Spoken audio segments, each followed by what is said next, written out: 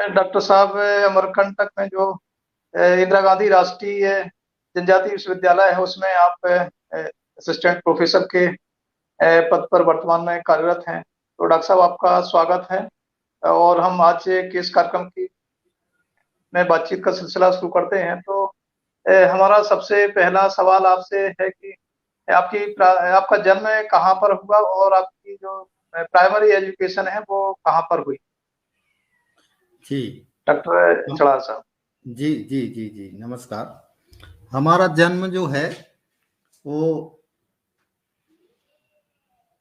मध्य प्रदेश के सागर जिले की बीना तहसील में एक गांव है एरण। उसको एरण बत्तीसी भी बोलते हैं। और पुरातत्व की दृष्टि से वो काफ़ी फेमस है। वहाँ पाषाण काल से लेके आधुनिक काल तक की संस्कृति के प्रमाण मिलते हैं। वहाँ डॉक्टर सर हरि सिंह गौर विश्वविद्यालय सागर के प्राचीन भारतीय इतिहास, संस्कृति तथा पुरातत्व विभाग ने उत्खनन कार्य कराए। वो एक छोटा सा गांव है, अभी ग्राम पंचायत है। उसी एरण ग्राम में मेरा जन्म हुआ, एक किसान परिवार में। और 1981 में मेरा जन्म हुआ वहाँ। और उस समय तो कोई सड़कें नहीं थी, वो गांव शहर से कटा था। कोई भी शहर वहाँ से 15 किलोमीटर की दूरी लगभग है। जो सिटी है वहाँ खोरई है, छोटी छोटी है, कस्बा है खोरई, बीना और ये मंडी बमोरा, वहाँ हमारा जन्म हुआ। और प्राइमरी शिक्षा गांव में हुई 5वीं तक शिक्षा हमारी एरण ग्राम में ही हुई। और उसके बाद फिर विदिशा 6वीं क्लास के लिए हम गए, मगर बीच में हमारी माता जी का देहांत हो गया। तो फिर जो है फिर लौट के आना पड़ा। फिर 6वीं क्लास से फिर एरण से 10 किलोमीटर दूर गांव है गौहर गांव, वहाँ हमने 6वीं से 8वीं तक की शिक्षा वहाँ से प्राप्त की। और उसके बाद 9th से 12th तक की जो शिक्षा है वो शिक्षा हमने मंडी व मोरा, जो एरण से वही 10-12 किलोमीटर दूरी पर है, वहाँ से ली। उसके बाद फर्स्ट बीए हमने BA MA PhD doctor sir Hari Singh Gour विश्वविद्यालय सागर से की। और इसके बाद हमने बेगमगंज कॉलेज में भी कुछ समय वहाँ अध्यापन कार्य किया। उसके बाद जो है फिर डॉक्टर सर हरि सिंह गौर विश्वविद्यालय के प्राचीन भारतीय इतिहास, संस्कृति तथा पुरातत्व विभाग में संविदा प्रोफेसर के रूप में, सहायक प्रोफेसर के रूप में वहाँ अपनी सेवाएं दी। उसके बाद फिर 2010 से यहाँ इंदिरा गांधी राष्ट्रीय जनजातीय विश्वविद्यालय अमरकंटक में अभी वर्तमान तक कार्यरत हैं। जी, थोड़ा हम अपने श्रोताओं की जानकारी के लिए आपकी पारिवारिक पृष्ठभूमि के बारे में भी जानना चाहेंगे। और आपकी जो प्रारंभिक या हाई स्कूल स्तर की जो शिक्षा रही, उस दौरान आपको क्या किसी तरह की आर्थिक परेशानियों का भी कोई सामना इस तरह का करना पड़ा कि शिक्षा में कहीं आपको लगा कि कोई दिक्कत आ रही है? इस तरह की कोई चीजें क्या आपके जी जी जी सामने आई? देखिए, कोई भी जो माध्यम परिवार या निम्न परिवार से, निचले परिवारों से जो भी बच्चे आते हैं, उन सभी को समस्याएं होती हैं। वो समस्याएं हमको भी हुई। घर में 10-12 एकड़ खेती है, मगर वो सिंचित नहीं थी उस समय, तो उसमें खाने पीने की ही व्यवस्था हो पाती थी। तो पैसे की तो समस्या हमेशा बनी रहती थी। इवन जब सागर विश्वविद्यालय हम आए तो फीस के लिए पैसे नहीं थे। तो हमने, हमारे दादाजी ने, दादी ने मजदूरी की। उसके बाद फिर वो कुछ पैसे आए, उसके बाद वो पैसे लेके हम सागर विश्वविद्यालय आए थे। वो घटना हमको आज भी याद है। और ऐसी स्थितियां हो जाती हैं। देखिए, हमारे घर में 12 एकड़ जमीन है, उसके बावजूद भी ये स्थिति थी उस समय। तो ये खेती किसानी में बहुत सारे ओले पड़ जाना, तुषार लग जाना, इसके अलावा फसल कमजोर हो जाना, ये सब स्थितियां होती हैं। तो एक किसान परिवार का बच्चा जब पढ़ता है और ऊपर तक आता है, बड़ी स्थिति तक पहुंच पाता है बड़ी मुश्किल से, तो उसमें बहुत सारी समस्याओं का सामना करना होता है। हम खुद एरन से आते थे तो अपने कंधे पर 15-20 किलो जो है अनाज लेके आते थे, और फिर वो जो है ना गेहूं पिसा के फिर हॉस्टल में हम लोग खाना बनाते थे हीटर से। और एक किराने की वहां दुकान थी, तो वो जानता था कि ये स्टूडेंट हैं, गरीब हैं, तो वो उधार देता था पूरे साल, और जब हम लोगों को छात्रवृत्ति मिलती थी तो उस छात्रवृत्ति से हम उसको दे देते थे पैसे। तो ये हम लोगों की एक अंडरस्टैंडिंग चलती थी। ये इसके अलावा जो है पुस्तकों वगैरह के लिए भी पैसे नहीं होते थे, तो हम लोग पुस्तकें खरीदते नहीं थे। हम क्लास प्रतिदिन जाते थे, जैसे सागर यूनिवर्सिटी की हम बात करें तो सागर यूनिवर्सिटी में हम लोग क्लास प्रतिदिन जाते थे, नोट्स बनाते थे और लाइब्रेरी में पढ़ते थे। लाइब्रेरी में सुबह क्लासों के बाद फिर लाइब्रेरी में पूरे टाइम पढ़ते थे, और फिर नोट्स बना के फिर उन्हीं नोट्स से पढ़ते थे। कभी पुस्तकें खरीदने के लिए पैसे ही नहीं थे तो खरीदेंगे कहाँ से। तो वो लाइब्रेरी और जो है ये जो गवर्नमेंट की तरफ से बहुत सारी छात्रवृत्ति जो मिलती है उसके माध्यम से जो है काफी सहायता हुई, और जो है उसमें पढ़े। और गांव में देखिए बहुत महत्वपूर्ण चीज हम आपको बताएं कि गांव के बच्चे जाते हैं तो उनको यूजी लेवल में बीए वगैरह में जब फर्स्ट टाइम एडमिशन होता है तो उनको लिखना ही नहीं आता, कैसे लिखना है क्या है, तो वो समस्याएं होती हैं। वो हमारे साथ भी हुई। फर्स्ट ईयर में हमारे परसेंटेज कम थे, मगर जब वहां देख देख के सीखे तो फिर जो है सेकंड ईयर में फिर परसेंटेज बढ़े, 60 के आसपास हुए, फिर थर्ड ईयर में 69 हुए, और फिर एमए में सोशल साइंस फैकल्टी में वहां टॉपर हुए, गोल्ड मेडल मिला, गौर सम्मान मिला वहां सागर विश्वविद्यालय से।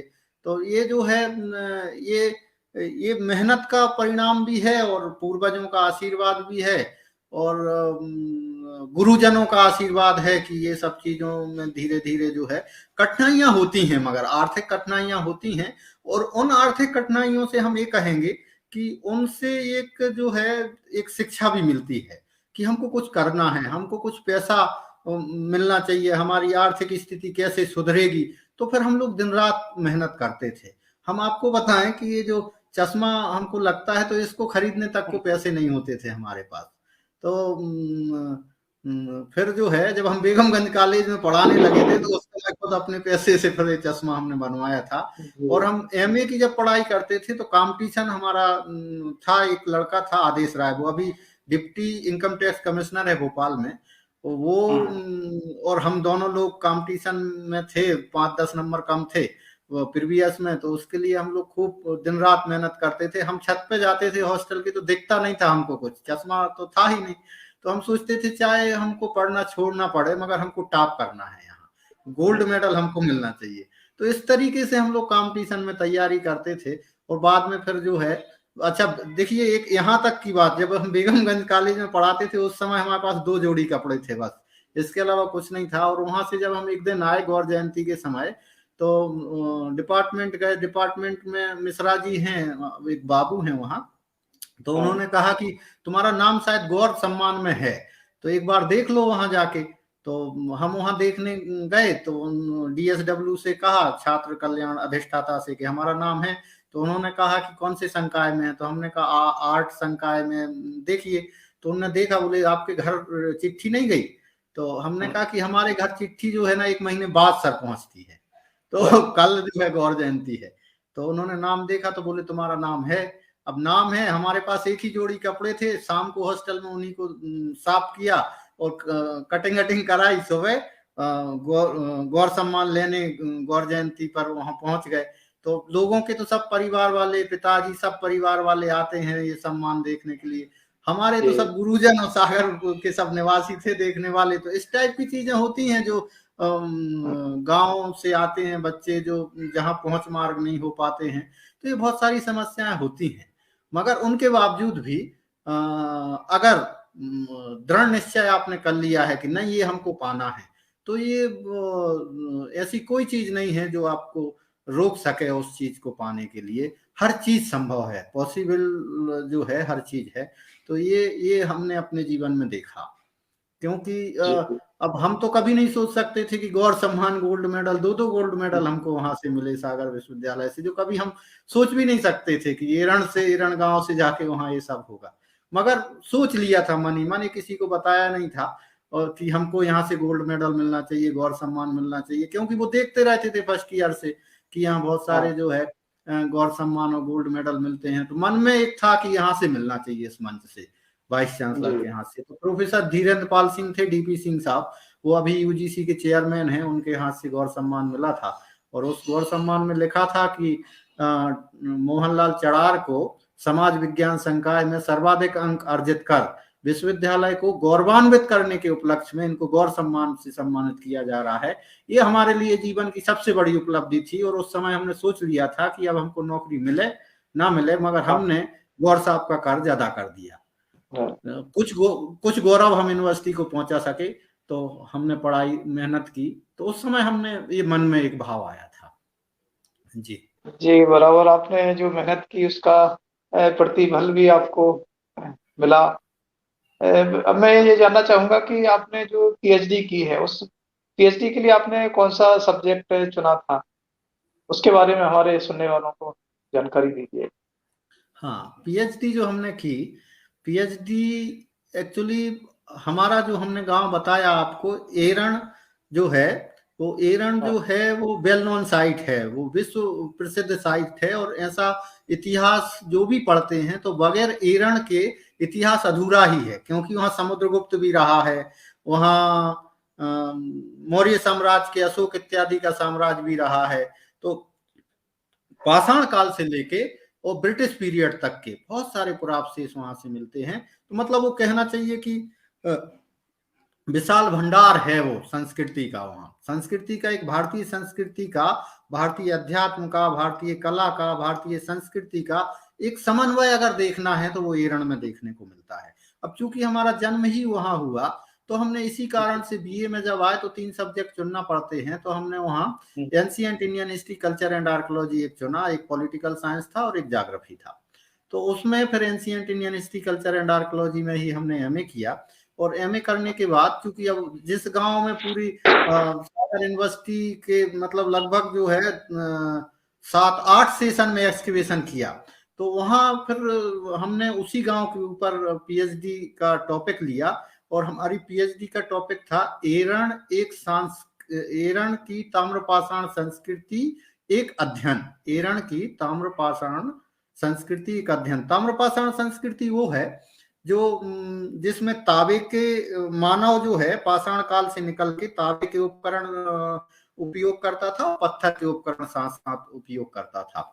तो ऐसे जो संस्कृति है कि मतलब जो पाषाण काल से जो है निकल के धीरे धीरे सब होते जा रहा था। मानव कृषि और पशुपालन इत्यादि करने लगा था सिस्टेमेटिक ढंग से। और उसमें बहुत सारे सिर्फ मिट्टी के बहुत सारे हमको मिट्टी के बर्तन मिलते हैं। मिट्टी के जितनी भी चीजें हैं मानव जीवन में, उसमें 99% मिट्टी का प्रयोग वो लोग करते थे। तो वो जो है ना, हम देखते हैं कि इतना सुंदर मिट्टी का प्रयोग वो लोग करते हैं। उस पीएचडी में हमने पाया, जब पीएचडी कंप्लीट कर ली, तो उसमें हमने पाया कि वास्तव में आज हम कहते जरूर हैं कि हम डेवलप हो गए हैं, हम काफी कुछ जो है ना प्रगति कर लिए हैं, मगर हम देखें कि वास्तव में हमारी औसत आयु घट गई है। हमारी औसत आयु वही 75-70 से अब ज्यादा नहीं है, मतलब औसत आयु तो 66-67 हो गई है, मगर हम देखें तो अधिकतर 70-75 में अब आदमी जाता है। पहले जो है वही आयु, जब डॉक्टर नहीं थे, औषधि मतलब ये नहीं थे, सब इतने ट्रीटमेंट नहीं थे, उसके बावजूद भी 100 से ऊपर ही जाते थे लोग। तो उसके पीछे वही था, हम मिट्टी के बर्तनों में खाना खाते थे, हम मिट्टी से संपर्क हमारा रहता था, सूर्य से संपर्क रहता था। आज नहीं है वो सब चीजें। हमें इस ताम्रपाषाणिक संस्कृति के लोगों में देखने को मिलती है। और वास्तव में वो लोग जो है, जिस तरीके से उनका रहन सहन था, वो रहन सहन अगर आज भी आदमी अपना ले तो अभी भी 100 वर्ष से ऊपर ही जिएगा। तो ये सब चीज जो है हमें भारतीय संस्कृति से सीखना चाहिए। और जो आधुनिक कुकर है, कुकर इत्यादि से खाना बनाते हैं, ये जो है ये फ्रिज में सामान रखते हैं, ये सब आज हमने एक जो है अपना एक स्टेटस बना लिया है, मगर वो ठीक नहीं है। जो प्राचीन संस्कृति है जिसमें हम रिसर्च करते हैं, शोध करते हैं, उसमें हम यही सीखते हैं। और ये उसका आउटपुट भी है कि हमको उस तरीके से रहना चाहिए। तो बहुत सारे बच्चों के मिट्टी के खिलौने मिलते हैं, मृण मूर्तियां मिलती हैं, बच्चों को खेलने के लिए मिट्टी की मूर्तियां मिलती हैं, चौपड़ के पासे मिलते हैं, मनोरंजन की वस्तुएं मिलती हैं, अंजन सलाखा, काजल लगाने के लिए अंजन सलाखाएं मिलती हैं। वो भी आज से 4000 साल पुरानी बात हम कर रहे हैं, आज नहीं, हमारी पीएचडी जो है वो लगभग 4000 साल पुरानी संस्कृति के ऊपर है। और वहाँ सुरक्षा दीवार बहुत बड़ी मिली है, लगभग 1 किलोमीटर की, उसमें खाई भी बनाई थी लोगों ने, सुरक्षा के प्रति भी वो ध्यान रखते थे। और इसके अलावा जो है बहुत सारा जो है मानव संस्कृति का जो अनुक्रम उस पुरा स्थल से मिला, नवपाषाण काल से लेके और आधुनिक काल तक। अभी भी आर्कियोलॉजिकल सर्वे ऑफ इंडिया की नागपुर एक्सकेवेशन ब्रांच की टीम वहाँ एक्सकेवेशन कर रही है, खुदाई कर रही है। तो हमारा जो पीएचडी का टॉपिक था वो ईरान की ताम्रपाषाण संस्कृति का अध्ययन से था, और उसमें काफी कुछ जो है वो हड़प्पा संस्कृति के जो समकक्ष थी वो सभ्यता। और वहाँ जो है वहाँ के लोग हड़प्पा संस्कृति में जो लिपि थी, आज तक उसको पढ़ नहीं पाए हैं लोग, वो लिपि थी, उस लिपि को भी लोग जो है मिट्टी के बर्तनों पर लिखते थे, वो भी लिपि यहाँ मिली है। तो मगर उसको हम लोग नहीं पढ़ पाए हैं। ये जो आज हम देवनागरी लिपि लिखते हैं वो ब्राह्मी लिपि से उसकी उत्पत्ति है। और वो ब्राह्मी लिपि जो है, ब्राह्मी लिपि के जो कुछ अक्षर हैं, प्रारंभिक अक्षर, वो ग्रेफिटी मार्क्स उनको हम लोग बोलते हैं पुरातत्व की भाषा में। तो वो जो है वहाँ बहुत सारे मिट्टी के बर्तनों पर मिले हैं जिसमें ब्राह्मी के प्रारंभिक अक्षर उसमें लिखे गए हैं। इससे पता चलता है कि ताम्रपाषाणिक संस्कृतियां जो मध्य प्रदेश में मिली हैं, और वहाँ ये ब्राह्मी के प्रारंभिक अक्षर हमें उनमें देखने को मिलते हैं। तो बहुत सारी जो है इसमें जो है समाज की, ये कोई लिख रहा है, स्थिति पर चर्चा अनिवार्य, इससे लोगों को पता है अनुसूचित जाति चढ़ार समाज के प्रतिनिधित्व अपना प्रतिनिधित्व नहीं कर पा रहा है। ये कोई लिख रहा है कि अनुसूचित जाति में शामिल होते हुए कोई प्रतिनिधित्व तो नहीं कर पा रहा है। इसके लिए हम ये कहेंगे, ये जो भी सज्जन लिख रहे हैं उनके लिए हम ये कहेंगे कि आपने बहुत अच्छा क्वेश्चन यहाँ लिखा है, मगर उसके लिए सबसे महत्वपूर्ण चीज तो ये है कि हम निचले स्तर से ऊपर हम पहले पहुंचे, बड़ी पोस्टों पे पहुंचे, और फिर जो है वहां से फिर हम सिस्टमेटिक वर्क करें। अभी जितने भी लोग हैं हमने देखा, अभी आप उंगलियों पे गिन लीजिए, बड़ी बड़ी पोस्टों पे मुश्किल से 2 4 5 लोग मिलेंगे, बाकी सब स्कूलों में टीचर हैं और ये सब हैं। तो जब तक आप बड़े लेवल पे नहीं आएंगे, जब तक उस सिस्टम में नहीं पहुंचेंगे, तब तक आप नहीं करते। तो उसके लिए सबसे बड़ी चीज है शिक्षा। तो आप अपने बच्चों को शिक्षा दीजिए, आप अपने रिश्तेदारों को बताइए। हम लोगों ने तो इतना भी कोशिश की, ये TR आठिया साहब ने, और जो है ना फ्री ऑफ कोचिंग के लिए हम लोगों ने वो किया, ग्रुप बनाया, उसमें कुछ बच्चे जुड़ते थे, 2 3 4 बच्चे जुड़ते थे, कोई जुड़ता ही नहीं था, बच्चे जुड़ते ही नहीं थे। तो क्या है कि जब तक हम जागरूक नहीं होंगे, जब तक प्रतिनिधित्व की बात हम नहीं कर सकते। प्रतिनिधित्व तभी होता है जब हम जागरूक होंगे, जागरूक तभी होंगे जब हम शिक्षित होंगे। तो पहले तो हमें शिक्षित बनना चाहिए, शिक्षित बनने के बाद फिर संगठित होना चाहिए, संगठित होने के बाद फिर संघर्ष करना चाहिए, जैसे भीमराव अंबेडकर साहब कहते हैं, बाबा साहब जो कहते हैं। तो इस प्रकार से जो है ये चीजें बिल्कुल सही हैं कि प्रतिनिधित्व नहीं कोई कर पा रहा है, और ये सब चीजें वो उसके पीछे का कारण यही है कि पहले तो हम अपना जो चिंतन है उस लेवल का कर लें कि हाँ कुछ नहीं कर पा रहा, मगर उस ना करने से कुछ हो रहा है, वो अच्छा है ना। तो अगर ये सब चीजें जो है, अगर समाज में हम इसी को लेके बैठ जाएंगे, नेगेटिव चीज को, कि अरे कोई नहीं कर पा रहा, अब क्या होगा, तो उससे क्या होगा, कुछ तो करना चाहिए आपको आके, है ना। तो सबको जो है कुछ ना कुछ आगे आके अपना योगदान देना चाहिए। अब जैसे हम ही हैं, तो हम जो है, हम यहाँ टीचर हैं, पढ़ाते हैं, यूनिवर्सिटी में पढ़ाते हैं, मगर जब भी टाइम मिलता है तो हम जो भी है समाज के हित के लिए, अब कुछ चीजें ऐसी भी नहीं होती कि सब हम सोशल मीडिया पे डाल दें कि हम ये करते हैं वो करते हैं। जितना हम लोगों पे बनता है तो समाज के लिए करते हैं। अब जरूरी नहीं कि जो भी भाई साहब आप हैं, हम नहीं जानते आपको, मगर आपसे संपर्क कभी नहीं हुआ हो, हम नहीं बता पा रहे कि हम अब हर चीज बताने थोड़ी जरूरी है। आप सोशल मीडिया पर ना बताएं, मगर आप अपने अंतर मन से आप कुछ ना कुछ समाज के लिए करिए, तो वो भी एक समाज सेवा है। और हम तो कहते हैं अपनी समाज के लिए नहीं, जो भी वंचित वर्ग के लोग हैं, जो भी जिनको नीड है, और मान लो किसी परिवार का बच्चा पढ़ना चाहता है, हम तो कहते हैं कोई भी बच्चा हो, कोई किसी को जरूरत है, वो फीस नहीं भर पा रहा है, पुस्तकें नहीं खरीद पा रहा है, वो हमसे संपर्क करे, हम उसको पुस्तकों के लिए, फीस के लिए सब फ्री ऑफ कास्ट उसको वो करवा देंगे। मगर वो संपर्क तो करे, संपर्क करेगा तब ना पता चलेगा। तो ये सब चीज है। तो इस प्रकार से चीजें जो है हम सबको आगे आके करना चाहिए, और सभी से हमारा आग्रह है जो भी सुन रहे हैं कि कुछ होने से ना होने से कुछ होना ज्यादा अच्छा है। तो इसलिए सबको सहयोग देना चाहिए और सहयोग से काम करना चाहिए। जी डॉक्टर साहब, हमारे जो साथी ने सवाल किया उसी से जुड़ा हुआ मैं प्रश्न मेरा ये होगा कि जब आप अपनी एजुकेशन ले रहे थे, चाहे आप कॉलेज में रहे हो, ऐसे पहले हायर सेकेंडरी लेवल पर रहे हो, या फिर नौकरी में आने के बाद, क्या आपको ऐसा महसूस होता है कि जो वंचित वर्गों के जो लोग होते हैं उनके साथ सामाजिक स्तर का भेदभाव होता रहा है, पहले भी होता रहा है, और आज भी क्या ऐसा कुछ आपको देखने को मिलता है? क्योंकि आप विश्वविद्यालय में हैं, तो उस स्तर पर भी क्या इस तरह की चीजें होती हैं कि जो वंचित वर्ग से लोग हाँ, आते हैं आपने उनके बहुत साथ अच्छा अलग तरह क्वेश्चन का किया, व्यवहार किया जाता है? बहुत जी। अच्छा क्वेश्चन किया। एक्चुअली देखिए, अगर बच्चा पढ़ने वाला है और बच्चे में संस्कार हैं, तो पढ़ने वाले बच्चों के साथ कभी भी इस टाइप की स्थितियों को नहीं जूझना पड़ता है। क्योंकि हम आपको बता दें कि हम जब पढ़े तो यूजी पीजी में पीएचडी में हमारे सब गुरु ब्राह्मण थे, सब ब्राह्मण थे, और हमें कभी भी ये नहीं लगा कि हम जो है एससी के हैं। सागर यूनिवर्सिटी में उनके घर में रसोई से लेके पूरा सब कुछ, हम मतलब उनके घर परिवार जैसे अभी भी हैं, पहले भी थे। अभी भी हम जाते हैं तो हमारे जो गाइड हैं प्रोफेसर नागेश दुबे, हम उनके घर में रुकते हैं सागर में, परिवार सहित जाते हैं चाहे अकेले जाते हैं। तो हमें कभी ये नहीं लगा कि हम एससी समुदाय से हैं। बस हाँ, और उनका हमारा जुड़ाव क्या है, एक अंतरात्मा के संबंध हैं, एक पढ़ाई के संबंध हैं। हम उनका रिस्पेक्ट करते हैं, हम उनके प्रति पूरा श्रद्धा रखते हैं, तो वो हमारे प्रति भी उतना वो रखते हैं। तो कहने का तात्पर्य ये है कि पहले तो आप उस लायक बनिए।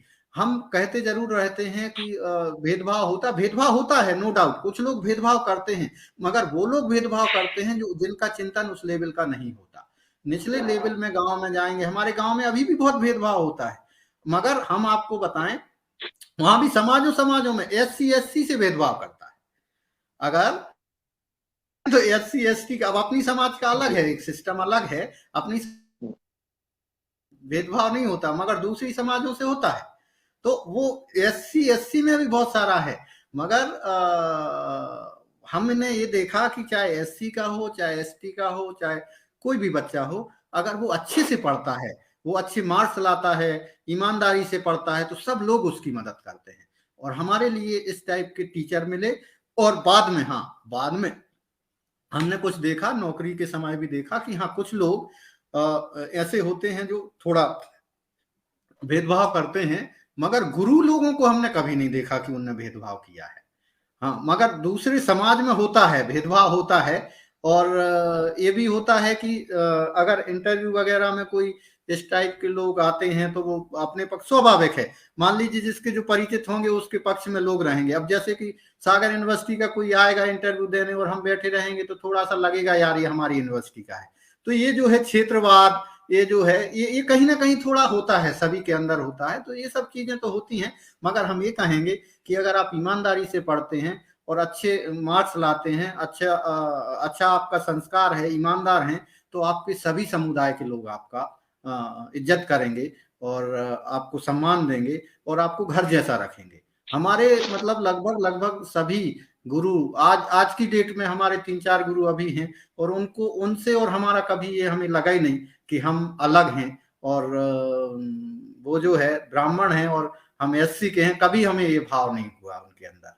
तो ये चीजें भी हैं, बस बशर्ते ये है कि आपको कैसे लोग मिले हैं, ये भी चीज है। आपको हो सकता है कि आपको कुछ गड़बड़ लोग मिल गए हों, हमको तो कुछ अलग टाइप के लोग मिल गए हों, तो ये भी होता है। तो ये बहुत सारी चीजें ये भी डिपेंड करता है। मगर हम ये सागर यूनिवर्सिटी में आप कभी भी जाएंगे और अगर हमारे नाम की चर्चा होगी तो लोग यही कहेंगे, नहीं मोहन वो लड़का बहुत अच्छा पढ़ने वाला है। तो ये चीज जो है ना, ये आप अपने से कमाते हैं, ये सब चीजें अपने से कमाते हैं, ना कि जो है कोई आपको ये जाति देती है या कास्ट देती है। हम तो चढ़ार ही लिखते हैं, हम ऐसा भी नहीं है कि नहीं हम चढ़ार की अलग नाम अलग कर दिए वहां के मोहनलाल, सब पूरा आप वेबसाइट देखिए, सब कुछ देखिए, सब में चढ़ार मिलेगा। तो हम ये कभी भी नहीं लिखते कि नहीं हम नाम छोड़ दें, तब भी हमें कोई दिक्कत नहीं कि कोई वो है, सब जो है ना उसको यहाँ भी यूनिवर्सिटी में है तो चढ़ार जी के नाम से ही जानते हैं। तो वो सब चीज जो है, अगर आपके अंदर थोड़ा बहुत पढ़ने की ललक है और थोड़ा अच्छे से ईमानदारी से पढ़ते हैं तो लोग सम्मान करते हैं, कोई भी समुदाय के हो। और अंतिम में एक चीज और हम कहना चाहते हैं यहाँ, कि आप पढ़ने वाले हैं, अच्छे व्यक्ति हैं, तो कितने ही जातिवादी लोग होंगे, वो कहेंगे कुछ भी करेंगे, मगर अंतिम में ये जरूर कहेंगे नहीं वो आदमी ठीक है, विद्वान है, पढ़ने वाला है, ठीक है वो। तो ये चीजें भी होती हैं समाज में।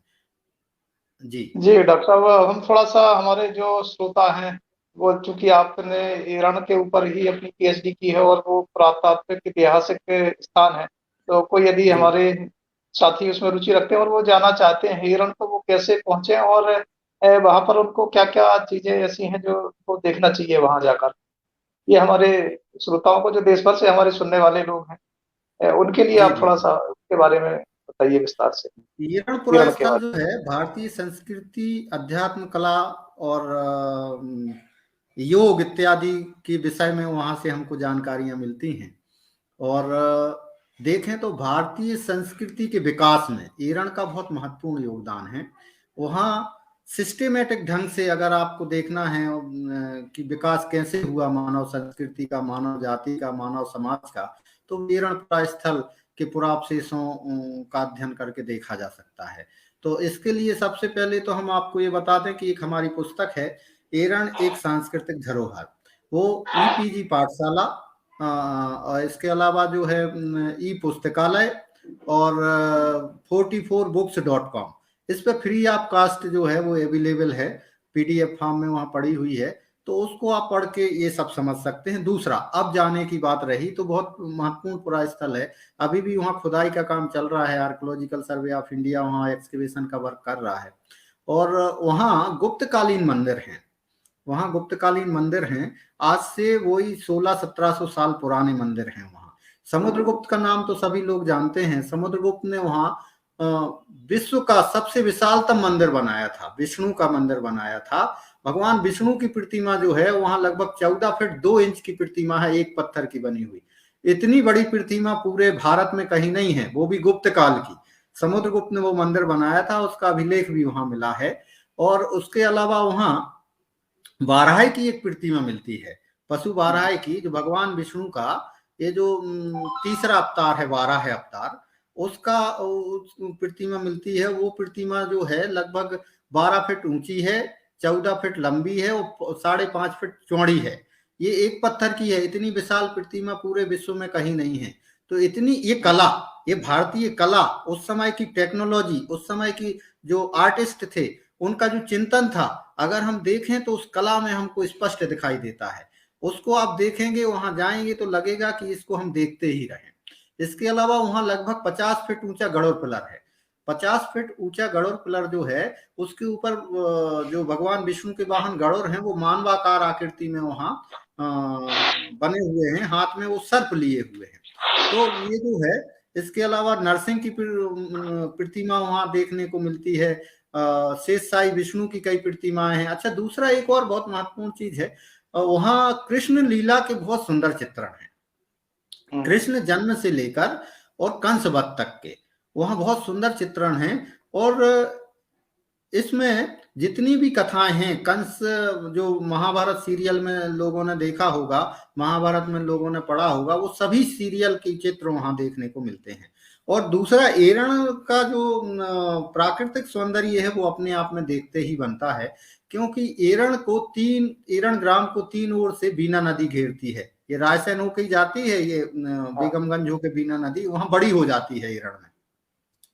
और ये जो है वहां 3 ओर से नदी घेरती है, विशाल अथाह जल रहता है, हमने खुद उसको देखा नदी को, गर्मियों में वहां लगभग 50 से 60 फीट पानी रहता है नदी में। तो ये जो है वो नौकायन वगैरह वहां है, नाव वगैरह भी चलती है वहां, तो लोग उससे भी घूम सकते हैं। और इसके अलावा जो है वहां जाने के लिए मंडी बामोरा से 10 किलोमीटर सड़क है, अब तो पक्की सड़क हो गई, और वहां से ऑटो रिक्शा चलते हैं, निरंतर ऑटो रिक्शा मिल जाते हैं एरण के लिए।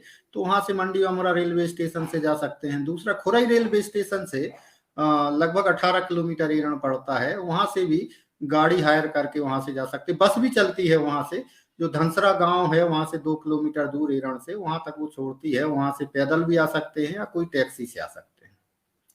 बीना से भी जा सकते हैं, बीना से भी 18 किलोमीटर पड़ता है। एक रेलवे स्टेशन कुरवाई कैथोरा है, बीना और मंडी बामोरा के बीच में, वहां से भी जा सकते हैं। तो 3-4 रास्ते हैं, बीचों बीच में एरण है। तो अब तो रोड बन गए, पक्के रोड बन गए, ऑटो रिक्शा की व्यवस्था है, तो वहां जो है देखा जा सकता है। वहां देखने लायक चीजें जो है, मुगल पीरियड का एक दुर्ग भी है, एक जो किला है, वो किला है टूट गया है, उसकी दीवारें और गुंबज वगैरह देखने को मिलती हैं। और हाथी दरवाजा, बहुत सुंदर हाथी दरवाजा है, अभी देखा जा सकता है। और गढ़ी क्षेत्र है वहां, उसको देखा जा सकता है। गांव में भारत का प्रथम सती स्तंभ लेख जो है, भारत का प्रथम सती स्तंभ लेख जो आईएएस वगैरह में पूछा जाता है, यूपीएससी पीएससी में पूछा जाता है, वो जो है वहां 510 ईस्वी का सती स्तंभ लेख है, जो एरण के पास ही एक पड़ोसी गांव है पहलेजपुर, वो दोनों के बीच में वो स्थित है। इसके अलावा वहां मुखलिंग है एक, जो लगभग जो है 1800 साल पहले का मुखलिंग है वो। तो वो मुखलिंग वहां बहुत सुंदर मुखलिंग है। इसके अलावा गुप्तकालीन एक शिवलिंग है, और जो है परमार कालीन शिवलिंग और नंदी वहां है। गुप्तकालीन शिवलिंग नंदी वहां देखने को मिलते हैं। तो इस प्रकार से एरण में जो है शैव धर्म के, वैष्णव धर्म के, शाक्त धर्म के, हाँ चामुंडा की बहुत 2-3 प्रतिमाएं वहां से मिलती हैं। शमशान की देवी माना जाता है चामुंडा को, यम की शक्ति के रूप में उनकी पूजा होती है। इसके अलावा जो है वैष्णवी की प्रतिमा है, भगवान विष्णु के 10 अवतारों के पूरे चित्रण हैं। बुद्ध का बहुत सुंदर चित्रण वहां किया गया है, बुद्ध की प्रतिमाएं वहां से मिली हैं। भगवान बुद्ध को भी विष्णु के 9वें अवतार के रूप में जो है स्वीकार किया गया है, तो वो भी वहां मंदिर में मिलती है। इसके अलावा वहां से एक नरवाराय की प्रतिमा मिली है, जो सागर विश्वविद्यालय में रखी हुई है। अगर सागर विश्वविद्यालय जाना हो तो सागर विश्वविद्यालय में उत्खनन से प्राप्त सामग्री वहां के डॉक्टर हरि सिंह गौर पुरातत्व म्यूजियम में, संग्रहालय में वहां सुरक्षित है, तो वहां भी देखा जा सकता है। वहां से बहुत सारे आहत सिक्के मिलते हैं, जो भारत के प्राचीनतम सिक्के हैं, एरण से मिलते हैं, हजारों की संख्या में मिले हैं। तो वो सिक्के ढालने के साथ ही वहां टकसाल थी प्राचीन भारत में। और प्राचीन काल में वो जो है मध्य भारत में प्राचीन राजमार्ग जो था, व्यापारिक राजमार्ग पर स्थित था एरण। तो वो एक जो है यहाँ मथुरा से होके मऊरानीपुर, एरच, देवगढ़ और बीना और एरण होते हुए विदिशा से भोजपुर से होशंगाबाद, नर्मदा नदी के किनारे किनारे उज्जैनी से भृगु कक्ष तक जाता था, समुद्र मार्ग तक ये जोड़ता था। तो प्राचीन काल में चूंकि प्रमुख राजमार्ग पर स्थित था, इसलिए इसकी जो है वैल्यू ज्यादा थी, और सब लोग व्यापारी भी यहाँ रुकते थे, राजा महाराजा भी रुकते थे। समुद्रगुप्त ने इसको अपनी स्वयंभोग नगरी बनाया था। यहाँ वो अपनी पौत्रों और पत्नी के सहित आया था, ऐसा उसके अभिलेख में लिखा हुआ है। तो ये जो है समुद्रगुप्त जैसा सम्राट इसको अपना स्वयंभोग नगर बना रहा है प्राचीन भारत में, तो इसकी प्राचीन भारत में बड़ी ख्याति थी। प्राचीन काल में इसका नाम एरीकर्ण, एरकर्ण, इन नामों से वो जाना जाता था। इसके अलावा यहाँ से जो है सती पिलर बहुत सारे मिले हैं, लगभग 10-12 सती पिलर तो हमको ही मिले, उनके अभिलेख भी हमने पढ़े हैं, जिसमें भारतीय मध्य भारत की जो संस्कृति है उसके विविध पक्ष हमें उसमें देखने को मिलते हैं। तो इस प्रकार से हम देखें तो एरण जो है वास्तव में मध्य भारत का नहीं, मध्य प्रदेश का नहीं, पूरे भारत का एक बहुत महत्वपूर्ण पुरास्थल है, क्योंकि भारत का एक ऐसा पहला पुरास्थल है जहां पाषाण काल से लेकर आधुनिक काल तक की संस्कृति के जीवंत प्रमाण देखने को हमको मिलते हैं। ऐसे लगता है कि वास्तव में पूरी संस्कृति का कैसे डेवलपमेंट हुआ है, वो सब एरण की कला संस्कृति में दिखाई देता है। जी डॉक्टर साहब, हमारे एक श्रोता जानना चाहते हैं कि एरण के संरक्षण के लिए केंद्र और राज्य सरकारें किस तरह के वहाँ प्रयास के द्वारा किए गए? हाँ, एरणपुरा स्थल के लिए देखिए ये है, ये बहुत विडंबना ही कहना चाहिए कि आज हम इतने डेवलप हो गए हैं, मगर वहाँ जिसको पढ़ के यूपीएससी में, पीएससी में पढ़ के जो है आईएएस बनते हैं, कलेक्टर बनते हैं, एसपी बनते हैं लोग, और उसी जो भारत का प्रथम सती स्तंभ लेख है वो अभी जमीन पर पड़ा हुआ है। वहाँ को आर्कोलॉजिकल सर्वे ऑफ इंडिया के लोग ना उसको सुरक्षित करते हैं, ना कोई सुरक्षित करता है। हमने कई लोगों से कहा, आज तक वो सुरक्षित हुआ नहीं है ना। तो अब संरक्षण के लिए तो वहां कोई ध्यान नहीं देता, और इवन वहां लगभग 2 किलोमीटर की सड़क अभी इसी साल स्वीकृत हुई है, वरना अभी तक वो 2 किलोमीटर की सड़क नहीं थी, चारों तरफ पक्की सड़कें बन गई हैं। तो ये सब चीजें तो है कि, और संरक्षण के लिए जैसे कि वो 12 प्रतिमा है, विष्णु प्रतिमा है, इतनी विशाल प्रतिमा, और भारत की अमूल्य धरोहर, भारत की नहीं, इस विश्व की, संसार की अमूल्य धरोहर, वो प्राचीन कला आज जो है उसमें काई लग गई है। वो लाल बलुआ पत्थर की है, मगर उसको आप जाएंगे देखेंगे तो काला पत्थर हो गया है वो काई के कारण। तो ये संरक्षण की वहां अभी लोगों ने ध्यान नहीं दिया, इसको ध्यान देने की आवश्यकता है। और हालांकि हम लोगों को, जो आर्कोलॉजिकल सर्वे ऑफ इंडिया और जो भी अधिकारी हैं, उनको हमने बताया इस सब चीज को, तो उनका तो यही कहना रहता है, हाँ करेंगे सर करेंगे। तो अब ये जो है, अब ये कब करेंगे, वो कला के प्रति, संस्कृति के प्रति, पुरातत्व के प्रति कितने आप जागरूक हैं इससे पता चलता है। और भारतीय समाज के लोग, वो वहाँ के पत्रकार, वहाँ के जो जनप्रतिनिधि हैं, ये सब लोगों को मिलके अगर ये सब करें तो हो, ये स्थिति है। आज वो वर्ल्ड हेरिटेज की साइट बनना चाहिए। सांची से भी पुराना स्थल है वो, भीमबेटका सांची जो है, भीमबेटका में तो पाषाण काल के ही पुरावशेष मिलते हैं, मगर यहाँ पाषाण काल से लेके आधुनिक काल तक के रेगुलर सीक्वेंस मिल रहा है। ऐसा पुरा स्थल, इतनी विशालतम, विश्व की विशालतम प्रतिमाएं हैं, मगर उसको अभी वर्ल्ड हेरिटेज की साइट, और छोटे छोटे पुरा स्थलों को वर्ल्ड हेरिटेज की साइट में नामित किया जाता है, नामांकन उनका किया जाता है। इतनी विशाल, इतनी बड़ी साइट को आज तक लोगों ने नजरअंदाज किया। तो ये सब चीज जो है, ये सब चीज तो देखने को मिलता है कि इतनी अच्छी साइट है, और इसको जो है विश्व पुरास्थल की सूची में जोड़ा जाना चाहिए। तो इसके लिए जनप्रतिनिधियों को भी, एरण के लोगों को, आसपास के लोगों को उस पर ध्यान देना चाहिए, जिससे वो वर्ल्ड हेरिटेज की साइट में जुड़ सके। तो ये सब चीज जो है उसको करना चाहिए, और सभी को प्रयास करना चाहिए, सोशल मीडिया के तहत और भी जगह जगह जो जहाँ जिसके संबंध हैं। तो मध्य भारत की जो है एक बहुत महत्वपूर्ण धरोहर है, और वो धीरे धीरे अगर संरक्षित नहीं होगी तो नष्ट ही होगी। तो संरक्षित अगर उसको करें, उसका कंजर्वेशन करें, उसका प्रिजर्वेशन सिस्टमेटिक ढंग से करें, तो वो साइट जो है दर्शकों के लिए, पर्यटक वहां प्रतिदिन कम से कम 40 से 50 लोग आते हैं बाहर के, और लोकल तो आते ही आते हैं। तो ये जो है साइट काफी महत्वपूर्ण है, और उस साइट को जो है लोगों ने समझा नहीं, क्योंकि भारतीय संस्कृति में तो वो जहाँ जहाँ बोट मिल जाए, जहाँ ये सब चीजें हो जाएं, वहां खूब सब काम होने लगते हैं, उससे कोई ज्यादा लेना देना नहीं है। तो ये सब चीजें जो है, ये सब प्रतिनिधियों को, जनप्रतिनिधियों को समझना चाहिए। हम इसलिए इस मंच से भी बोल रहे हैं, उसमें कोई ऐसी बात नहीं है, कि सबको समझना चाहिए कि वहाँ ये स्थिति है। अभी सड़क तक वहाँ 2 किलोमीटर नहीं बना पाए इतने वर्षों में, तो क्या है फिर ये। तो ये सब चीजें जो है, ये अब मगर ये सबके प्रयासों से होगा, सबको प्रयास करना चाहिए इन सब चीजों पे। यही सबसे बड़ी विडंबना है कि जो इतना ऐतिहासिक महत्व का एक भारत का स्थल है, गांव, लेकिन उस 2 किलोमीटर सड़क जो है वहां तक बहुत सारे गांवों को सड़कों से जोड़ दिया गया, लेकिन एक महत्वपूर्ण गांव है जिसकी ऐतिहासिक महत्ता है, उस गांव तक कभी सड़क नहीं पहुंची। ये बड़ी विडंबनापूर्ण स्थिति है। एरन को लेकर जी हम जी अखबारों में पढ़ते रहते हैं, और उसके साथ आपका स्टेटमेंट भी आता रहता है कि वाकई विकास के बारे में क्या क्या होना चाहिए। इसको लेकर जी बीच जी बीच में खबरें आती रहती हैं, कुछ अखबार लिखते हैं उसके बारे में, और साथ में जी आपका जी स्टेटमेंट उसमें पढ़ने को मिल जाता है। तो ये समाज में जी एक जागरूकता का अभाव है कि सारे लोग मिलकर उसके उस गांव के नहीं, तो विकास यही में। बात है कि देखिए, समाचार पत्र इतना छापते हैं, सब कुछ होता है, उसके बावजूद भी कोई, किसी के ऊपर कोई असर नहीं पड़ता है। तो ये स्थिति है भारतीय और आपने जो प्रशासन। सबसे महत्वपूर्ण बात कही है वो यही है कि उस एरन गांव के विकास से वोट नहीं मिलने वाला, इसलिए जनप्रतिनिधियों का ध्यान भी उस तरफ नहीं है, बस बस जबकि वो बस बड़े बस। ऐतिहासिक महत्व का स्थान है जिससे हमारी बात सभ्यता और संस्कृति का जहाँ दर्शन होता है, जी, जी, ऐतिहासिक जी। महत्व की बहुत सारी चीज़ें वहाँ पर उपलब्ध हैं, उस तरफ जी, कोई ध्यान नहीं देना चाहता। जी, जी, जी। खैर ये समाज को सोचना पड़ेगा और हम लोग बहुजन समाज की तरफ से जितना भी हो सकेगा इस स्थान को प्रचारित करने का और लोगों का ध्यान आकर्षित करने का हम समय-समय पर इस तरह का प्रयास करते रहेंगे, ताकि जी, जी। जनप्रतिनिधियों का ध्यान उस तरफ जाए।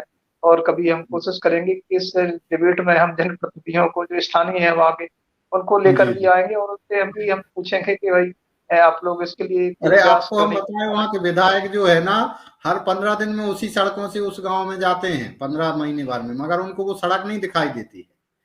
तो अब क्या जी, बताएंगे, विधायक जो है ना वो, वहाँ सांसद भी अभी आर्कोलॉजिकल सर्वे ऑफ इंडिया का उद्घाटन करने गए थे, उसके बाद उनने कहा था बनेगी सड़क, 1 साल हो गया अभी तक कुछ नहीं है। तो ये सब चीजें अब क्या करेंगे, अब उसको जो है ना अब इतना ही कर सकते हैं कि लोगों को बोल सकते हैं, इससे ज्यादा और क्या किया जी, जाएगा। बिल्कुल। अ, तो अब हम आपके लेखन की तरफ आते हैं, तो डॉक्टर साहब हम अपने श्रोताओं की जानकारी के लिए जानना चाहते हैं कि अभी तक आप की कितनी किताबें प्रकाशित हो चुकी हैं? क्योंकि आपने अभी अभी तक उल्लेख भी किया अभी था। तक सर हमने और 12, हाँ हाँ, जी, हमने अभी 12 मेरे पास पुस्तकें। आपकी मेरे पास अभी आपकी 2 किताबें हैं। एक तो अमरकंटक के क्षेत्र का पूरा वैभव हमारे श्रोताओं के लिए हम दिखाना भी चाहेंगे। स्क्रीन के ऊपर ये डॉक्टर साहब की किताब है, हिंदी में है। दूसरी किताब मेरे पास है आर्कियोलॉजी ऑफ सेंट्रल इंडिया।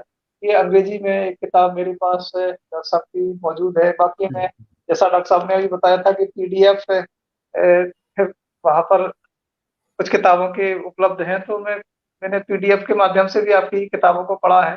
तो थोड़ा आपकी किताबों के बारे में हमारे सुनने वालों को हम थोड़ा विस्तार से जानकारी हमने दीजिए डॉक्टर साहब। सर जो है लगभग अभी तक जो है प्रयास करते करते 12 पुस्तकें अभी लिखी हैं। 12 पुस्तकों में 12 पुस्तकों में पहली पुस्तक ये हमने यहाँ निकाल के भी रखी हैं कि आपको दिखा भी देंगे, अब आप आएंगे तो आपको दे भी देंगे। ये पहली पुस्तक है एरण की ताम्रपाषाण संस्कृति।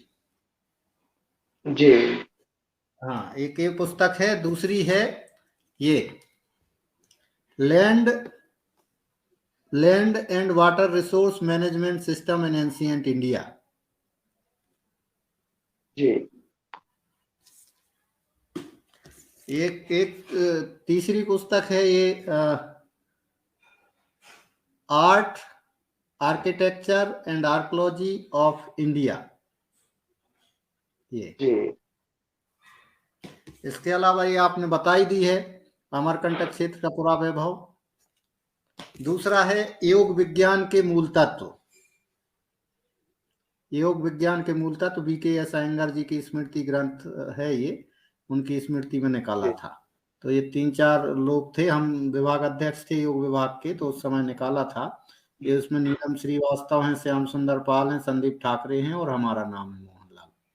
तो ये जो जी, है, इसके अलावा एक आप ये भी दिखा चुके हैं आर्कोलॉजी ऑफ सेंट्रल इंडिया।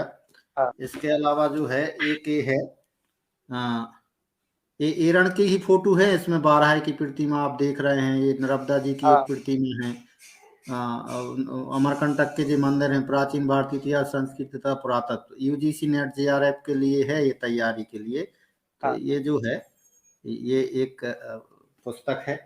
इसके अलावा एक पुस्तक ये है, एरण को अगर जानना है तो एरण के लिए, एरण हाँ, एक सांस्कृतिक धरोहर। सांस्कृतिक धरोहर।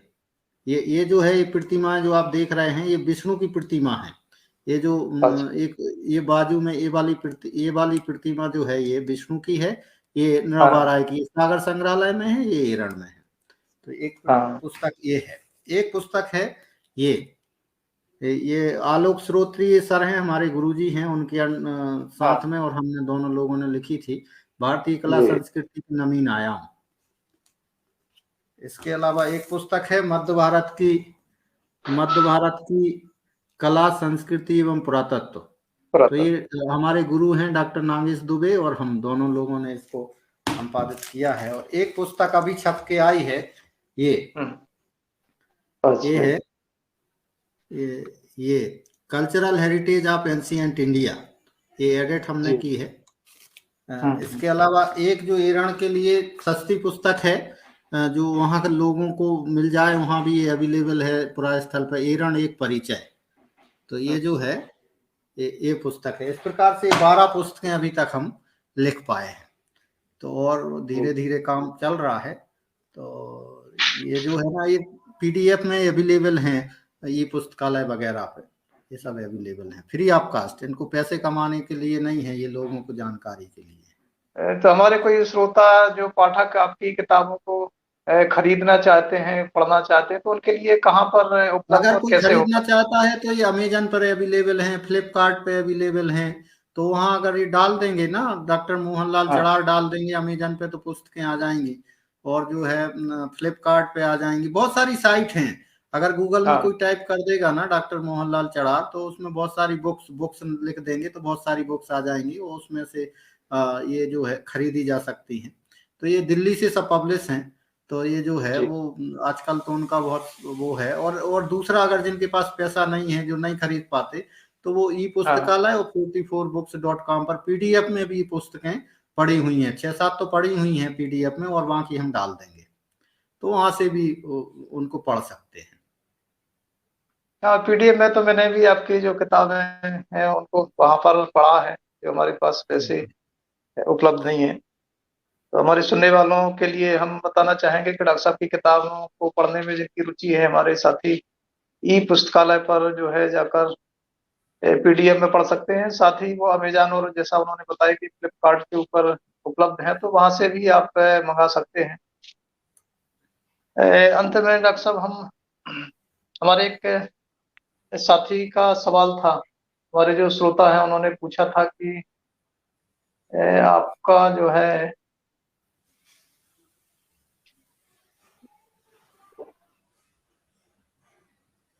सुसंस्कृति परिहार जी हैं, वो आपके लिए लिख रही हैं कि आपका लेखन ऐतिहासिक विरासत है। बहुजन संवाद की हमारी सहयोगी हैं, वो निरंतर इस हमारे कार्यक्रम में मौजूद रहती हैं। अलग अलग विषयों के ऊपर डिबेट में बराबर वो आती हैं। तो उन्होंने आपके लिए लिखा है।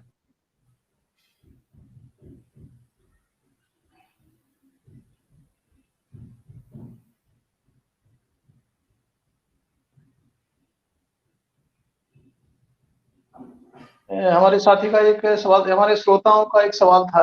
हमारे श्रोता आपसे जानना चाहते हैं कि आप युवाओं को आप क्या संदेश देना चाहते हैं, जिस तरह से मेहनत करने के बाद और आप इतनी ऊंचाइयों पर पहुंचे हैं। तो हमारे युवा साथी जानना चाहते हैं कि आपका जो है उनके लिए क्या संदेश होगा। देखिए, युवाओं के लिए और जो भी हमारे बच्चे पढ़ रहे हैं, उन सबके लिए हमारा एक ही संदेश है कि एक तो ईमानदारी से, और एक लगनशीलता से, और एक अपना उद्देश्य बना के कि हमको यहाँ पहुँचना है, उसको लेके अगर पढ़ेंगे तो जरूर वहां तक पहुंचेंगे, वो सफलता हासिल करेंगे। और दूसरा, इन सब के पीछे आज जो समस्या आ गई है, जो हम देख रहे हैं, मोबाइल एक ऐसी बीमारी आ गई है कि वो जो है बच्चे लोग यूट्यूब, फेसबुक और ये सब चलाते रहते हैं, पढ़ाई से दूर हो जाते हैं। तो हम ये कहते हैं कि उसी मोबाइल में जो है वो अपने जो पढ़ाई कर रहे हैं, जो स्टडी जो कर रहे हैं, उससे संबंधित अगर यूट्यूब खोजें, उससे संबंधित जो है ना सर्च करें, तो वो बहुत सारी चीजें उपलब्ध हैं, अच्छी चीजें उपलब्ध हैं। मगर लोग जो है उसको आदत बन जाती है, और ये आदत खराब है, नशा है, फेसबुक वगैरह का एक ये नशा है। तो इस प्रकार से इस नशे से जो है, पहले जो है हम कहते थे शराब के नशे से दूर रहें, तो हम अब ये कहते हैं कि फेसबुक और ये व्हाट्सएप इत्यादि के नशे से थोड़ा दूर रहें। उनको भी चलाएं, समय समय पर उनको भी देखें, मगर उसमें टाइम फिक्स कर दें कि हम पढ़ने वाले बच्चे खासकर, कि हम 15-20 मिनट से ज्यादा उसमें नहीं देंगे पर डे। तो इस प्रकार से पढ़ेंगे तो, और लगनशीलता से पढ़ेंगे, तो उसमें क्या होता है कि बहुत सारी वेबसाइट हैं, बहुत सारी साइट हैं, उसमें अच्छी साइट भी हैं, बुरी साइट भी हैं। तो बुरी साइटों की तरफ ज्यादा लोग आकर्षित होते हैं, बच्चे खासकर होते हैं, उनको जानने की ललक होती है। तो हम ये कहेंगे कि इन सब चीजों से थोड़ा सा दूरी बनाएं, और अपना जो ध्येय है, जो उद्देश्य है, उसके प्रति वो जो है निरंतर उसको ध्यान में रखें, माता पिता की स्थिति, आर्थिक स्थिति को ध्यान में रखें, और जो है अपना जीवन, जो आपको जीवन मिला है, उस जीवन का उद्देश्य एक बना के चलें, क्योंकि ये जीवन आपका अमूल्य है और ये जो है वो इस 70-80 साल तक ही है।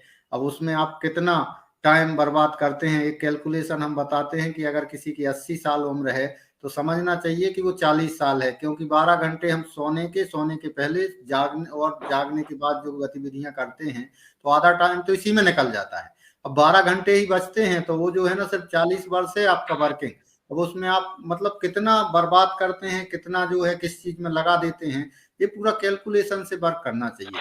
तो ये जो है निरंतरता में अगर युवा वर्ग और एक उद्देश्य के साथ, एक चिंतन के साथ, एक जो है ना एक अपना एक एम बनाकर, एक उद्देश्य बनाकर अगर पढ़ाई करेंगे तो सफलता तो मिलती है, ऐसा नहीं है। वो जो गीता में जो लिखा है कर्म करो फल की इच्छा ना करो, वो बिल्कुल सही है। जो भी आप कर्म करेंगे उसके परिणाम जरूर आएंगे। तो इस जी प्रकार से डॉक्टर हम साहब, यही। अंतिम सवाल, क्योंकि हमारा कार्यक्रम का समय अब पूरे होने जा रहा है, तो 2-3 मिनट में आप से हम जानना चाहेंगे कि आप जिस विश्वविद्यालय में आप पढ़ाते हैं, इंदिरा जी गांधी राष्ट्रीय जनजाति विश्वविद्यालय, तो हमारे जो युवा वहां पर कौन कौन से पाठ्यक्रम कर सकते हैं और वहाँ किस तरह की सुविधाएं उपलब्ध हैं, क्योंकि वो राष्ट्रीय स्तर का विश्वविद्यालय है, तो उसमें क्या फैसिलिटी है? हमारे जो देश भर के युवा हैं हमारे साथ जो जुड़े हुए हैं, वो यदि आपके विश्वविद्यालय में पढ़ना चाहते हैं तो उनको क्या फैसिलिटी और कौन कौन से पाठ्यक्रम वहां पर उपलब्ध है? हाँ, ये बिल्कुल आपने बहुत अच्छा प्रश्न किया। हमारा ये जो है ये नेशनल यूनिवर्सिटी है, राष्ट्रीय शिक्षा का केंद्र है। और यहाँ सबसे पहली बात तो ये है कि हमें लगता है सभी विश्वविद्यालयों से कम फीस है यहाँ। फीस बहुत कम है बच्चों की। दूसरा, SC ST OBC के लिए बहुत सारी सुविधाएं हैं, उसमें फीस माफ हो जाती है। SC ST की तो फीस लगती नहीं है, और जो है OBC की भी जो फीस है वो भी माफ हो जाती है। और हॉस्टल में भी फीस नहीं लगती है SC ST की, तो अगर उनके पास वो प्रमाण पत्र हैं सब तो ये जो है। तो दूसरी चीज ये है कि यहाँ हॉस्टल अवेलेबल है, खाने की व्यवस्था है, खाना मेस है, मेगा मेस है। इसके अलावा यहाँ लगभग 32 सब्जेक्ट हैं, 32 सब्जेक्ट पढ़ाए जाते हैं। उसमें सिर्फ जो है अगर हम देखें तो अभी LLB और संस्कृत ये अभी खुलने जा रहे हैं, अभी खुलेंगे आगामी उसमें। बस ये नहीं है, बाकी लगभग लगभग जो सभी दूसरे विश्वविद्यालयों में रनिंग कोर्स हैं वो सब चलते हैं। मैनेजमेंट के कोर्स हैं, टूरिज्म मैनेजमेंट है, बिजनेस मैनेजमेंट है, कॉमर्स है। इसके अलावा जो है ना फार्मेसी है, BA में बहुत सारे सब्जेक्ट हैं। ये जो रनिंग है, पॉलिटिकल साइंस है, इकोनॉमिक्स है, हिंदी, ये तो सब है ही हैं। इसके अलावा जो है ये जो है योग विभाग है। योग विभाग जो है भारत सरकार ने 5 विश्वविद्यालय में खोला था, उसमें ये विश्वविद्यालय भी है।